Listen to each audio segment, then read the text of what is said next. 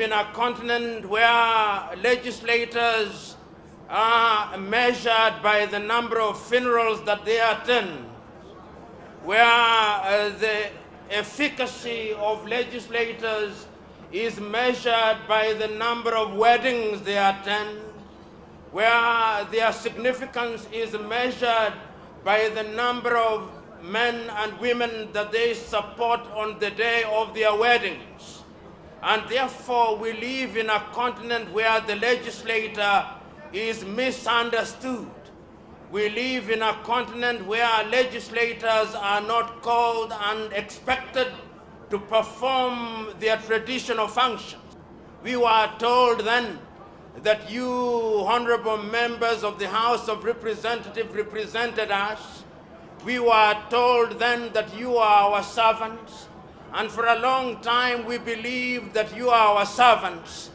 But over the years, things did change, and we started believing that you are no longer our servants, and that you had become our masters, and that therefore, even when you claim to represent us in many African countries, and you remind us that you are our servants, we do not believe you, because it is the newspapers that are left to say what you say.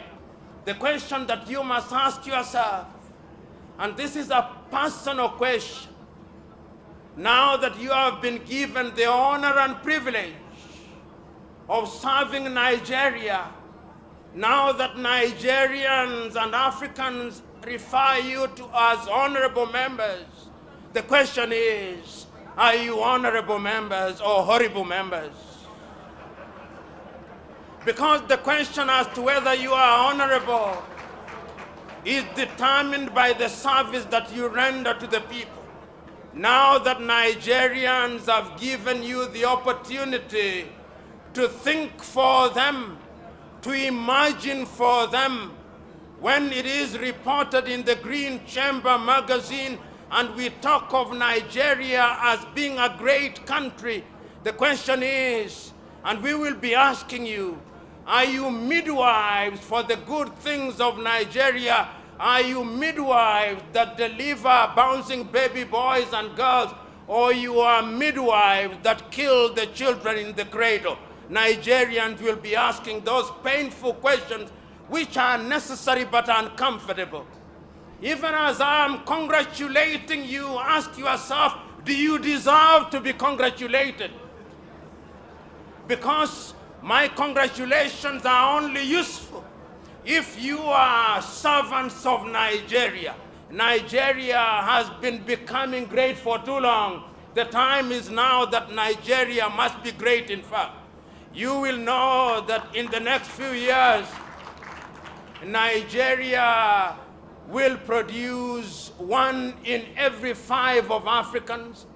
When I travel to different parts of the world, and you travel to different parts of the world, if you do not meet a Nigerian doctor who is at the best in the world, you meet a Nigerian astronaut who is at the best in the world, you meet a Nigerian banker who is at the best in the world, you meet a Nigerian who is as good as anybody in the world, there is no problem with Nigerians. In fact, there are those who say that if you go to any part of the world and you do not meet a Nigerian, run away from that place, because that place is not worthy of visiting.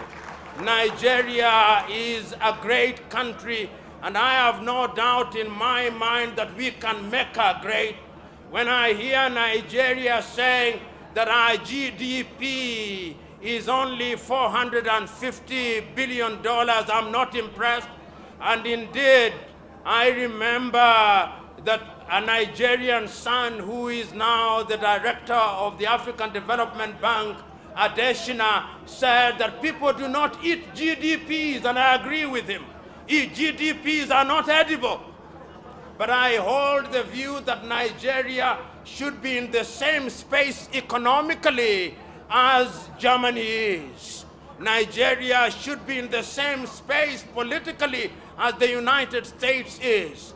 I look forward to the day when Nigeria will have reawakened her agriculture, and that legislation will be produced and publicized in the magazine which speaks to agriculture. I know Nigeria can be great. I know Nigeria will be great, but Nigeria can be great and will only be great if you men and women seated here choose that Nigeria will be great.